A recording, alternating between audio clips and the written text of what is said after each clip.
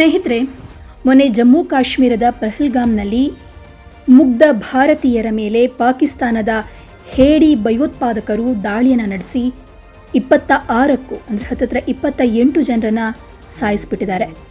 ಇದಾದ ನಂತರ ಭಾರತ ಹಾಗೆ ಪಾಕಿಸ್ತಾನದ ಮಧ್ಯೆ ಯುದ್ಧದ ದಾಹ ದಿನೇ ದಿನೇ ಹೆಚ್ಚಾಗ್ತಾ ಇದೆ.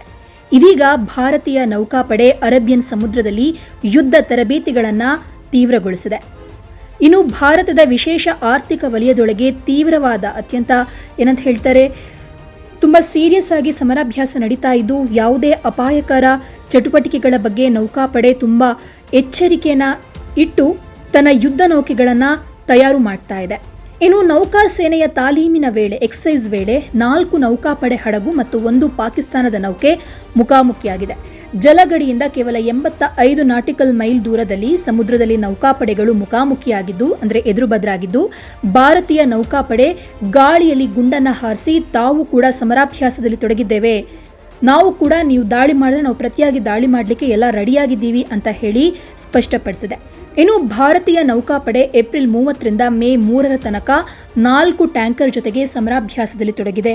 ಜೊತೆಗೆ ಹಸಿರು ಅಧಿಸೂಚನೆಯನ್ನು ನೀಡಿದೆ.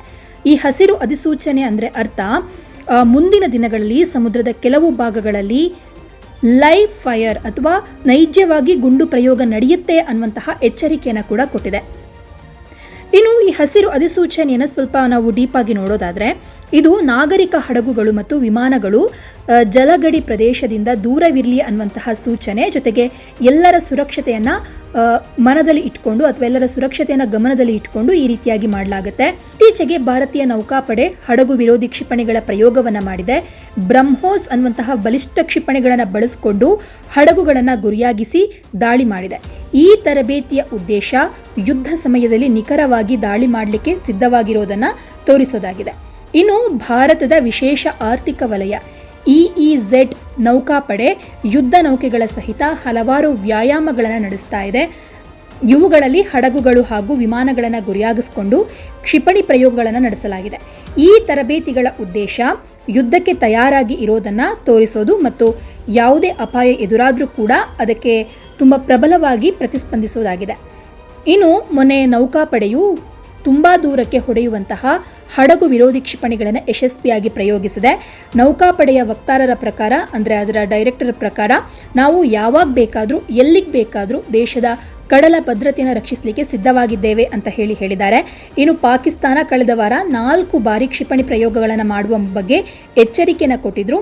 ಅದು ಯಾವುದೇ ಪ್ರಯೋಗಗಳನ್ನು ನಡೆಸಿಲ್ಲ ಅಂತ ಹೇಳಿ ವರದಿಯಾಗಿದೆ. ಇನ್ನು ಭಾರತೀಯ ನೌಕಾಪಡೆ ಪಾಕಿಸ್ತಾನದ ಈ ಚಟುವಟಿಕೆಗಳ ಮೇಲೆ, ಈ ಆಕ್ಟಿವಿಟೀಸ್ ಮೇಲೆ ಹದ್ದಿನ ಕಣ್ಣನ್ನು ಇಟ್ಟಿದೆ.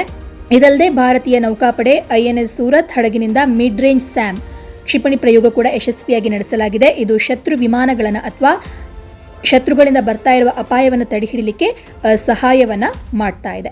ಒಟ್ನಲ್ಲಿ ಭಾರತ ಪಾಕಿಸ್ತಾನ ಯಾವ ರೀತಿಯ ದಾಳಿಯನ್ನು ಮಾಡಿದ್ರೂ ಕೂಡ ಭಾರತ ಎಲ್ಲ ರೀತಿಯಲ್ಲೂ ಕೂಡ ಸಿದ್ಧತೆಯನ್ನು ಮಾಡ್ಕೊಳ್ತಾ ಇದೆ.